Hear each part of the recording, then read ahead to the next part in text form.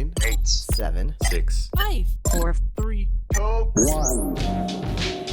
I'm Bethany Van Delft, and this is the 10 News, where we get the lowdown on what's up in the world. It's Tuesday, July 6th.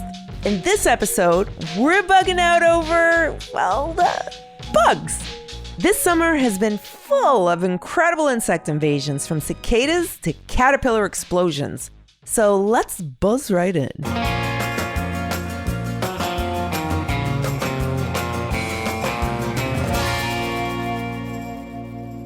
Whether it's ants devouring your picnic, grasshoppers jumping from leaf to leaf, or fireflies lighting up the night, summer is the time for strange swarm sightings. The insects on Earth have been very busy so far. In the U.S., most of the billions of brood cicadas have died off now. But just because the outdoors is a little bit quieter now, doesn't mean it's all over. Little cicada babies are making their way underground to stay there for another 17 years. Aww. And recently, on some beaches in Maine and New Hampshire, swimmers found that when they stepped on the sand, their feet turned black. What? Experts think the cause of the swimmers' stained feet was swarms of kelp flies, insects that eat seaweed and that washed up on shore. That's gross. And Montana is going through a grasshopper invasion. The bugs love warm, dry weather, and with a drought in full swing out west, grasshoppers are set to have a field day. Grasshoppers eat everything from young plants to fully grown crops, and there are so many hungry grasshoppers that they end up competing for food with cattle. So this year, the government is stepping in to help control them. So just like us, whether it's at the beach, in the backyard, or out on the range, bugs are gathering together this summer. There are about 10 quintillion insects alive on our planet. That's a 10 with 18 zeros. That's a lot of creatures to study up on. To learn more about amazing insects, our correspondent Anya Schultz talked to a bug expert called an entomologist to get the scoop on insect science. Dr. Jessica Ware thinks about bugs all day long. She's an entomologist, which means her job is to study insects. Oh, gross. Dr. Ware works as a curator at the American Museum of Natural History in New York City. I talked to her to find out about what an entomologist does for their job. What is a day in the life for your job? Normally, I'm a field biologist, so a day in the life could either mean going on a plane to travel to either the Arctic or the tropics to collect insects. And on those types of days, when we're in the field, we get up very early. It's usually at sunrise or before, so that we can be in the field when the insects start moving around so that we can collect them. And we're often out until very late because, of course, insects don't really have a bedtime. And so we often are out well into the night. And on days when Dr. Ware isn't traveling the world looking at insects, she goes into the museum. I spend time either in the collection of insects that we have at the museum, literally millions of specimens of insects, to measure them, to look at their DNA, to take photographs of them, and then we use those data to write papers. So part of the afternoon usually is spent writing research papers on the experiments that we're doing. Out of all the insects in the world, Dr. Ware focuses on dragonflies, damselflies, cockroaches, and termites. Dragonflies and damselflies are beautiful flying creatures, but termites and cockroaches, those get a bad rep. Yuck! I asked Dr. Ware if there's anything to like about those pesky insects. She said there's a whole world of cockroaches and termites outside of the ones that are a nuisance to our homes.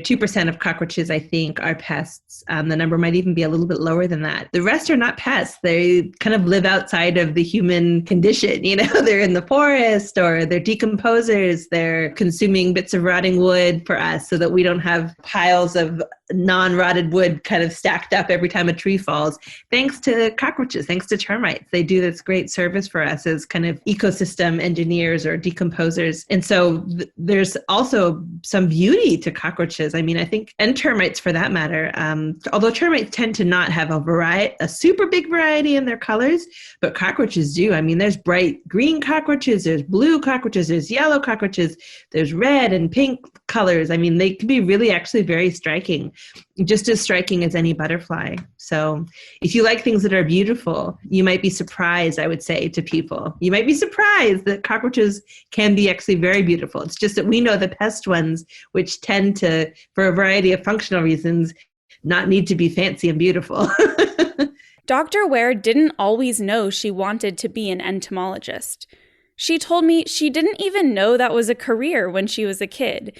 She just liked nature and being outside. I really liked swimming, and I really liked kind of snorkeling around in the lake by my Nana's house. And so that kind of made me think I might want to be a marine biologist. And so I went to university for marine biology, and then I was interested in invertebrate, things without a backbone, invertebrate marine biology. And when you study invertebrate zoology at school, you basically study everything without a backbone. There's whole classes in that.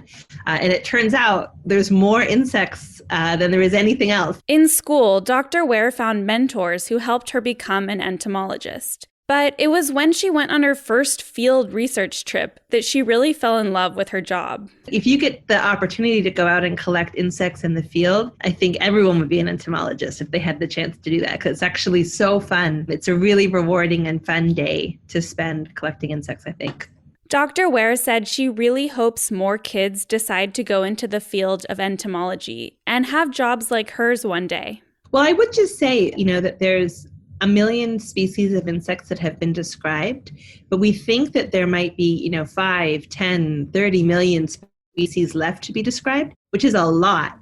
So we don't have enough entomologists on Earth to do all of those species descriptions, to find all those insects before they go extinct.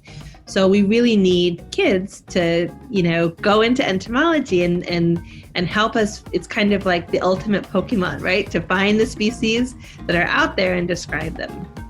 There's a lot of work to do. That sounds like important and exciting work to me. If Earth's insects are just like Pokemon, we gotta catch them all for science. Thanks for talking to the 10, Dr. Ware. Now let's check in on some headlines. In sports, 2 athletes recently came out publicly as members of the LGBTQ community.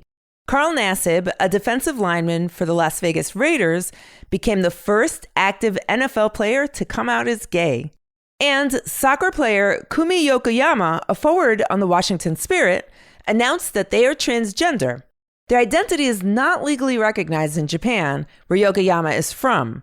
President Joe Biden and countless others congratulated the athletes across social media. That's great. In a shocking courtroom speech, mega pop star Britney Spears spoke out against her conservatorship, a type of legal guardianship that put control of her personal life and money in the hands of her father. Spears told the judge that she wants control of her life back after she says she was forced to work and take medication that she did not want to. Spears' statement comes after a lot of speculation from fans that she wasn't happy, which turned into a movement called Free Britney. Thank you so much for letting me speak to you today. Up in space, NASA has announced a new experiment to clean astronauts' underwear. You heard that right. Normally, astronauts wear their dirty laundry until they can't stand it anymore. But NASA wants to change that. The test involves working with a company to develop space-safe detergent and stain removal pens and wipes to keep astronauts smelling fresh. And back to bugs. New Hampshire now has a state spider thanks to some 3rd grade arachnid fans. The students at the school who drafted the legislation chose the daring jumping spider, which they say represents qualities of their state. The spider hunkers down well in the winter and has colors that look like New Hampshire's trees in the fall. This might be controversial, but I don't think spiders should jump. Nope. And now for your What?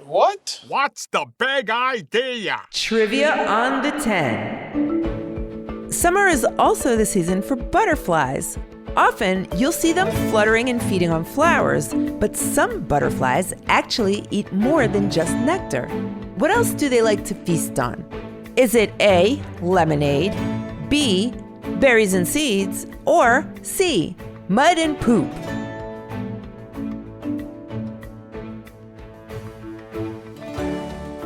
Did you guess it? The answer is C, mud and poop.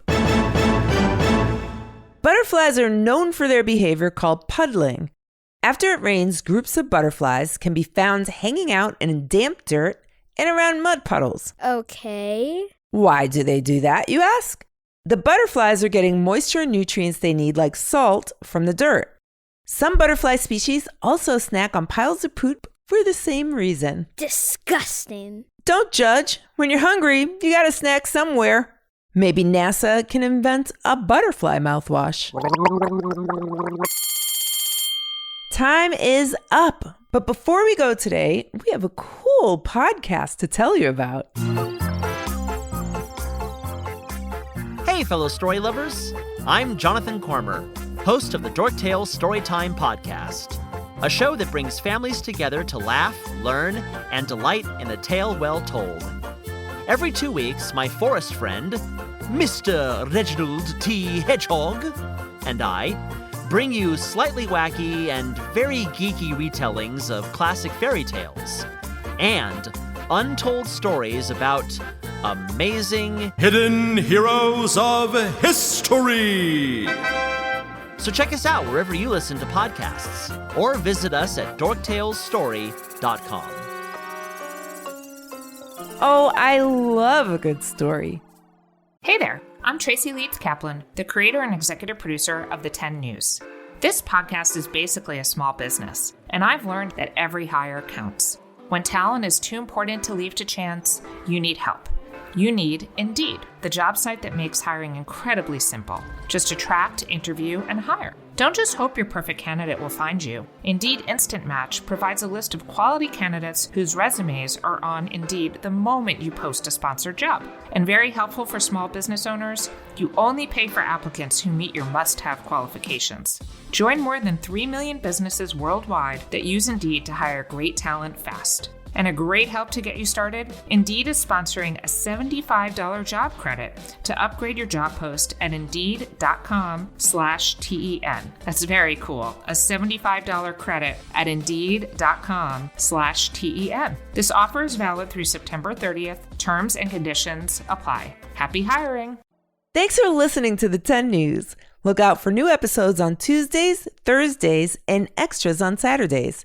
You can go deeper into today's stories by visiting the10news.com.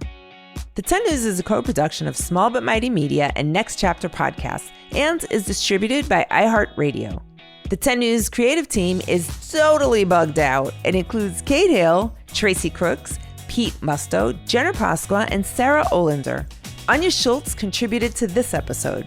Our production director is Jeremiah Tittle, and our executive producers are Donald Albright and show creator Tracy Leeds Kaplan. I'm Bethany Van Delft, and thanks for listening to the 10 News. Okay, would you rather referee a fight between a grasshopper and a cow or wash an astronaut's laundry?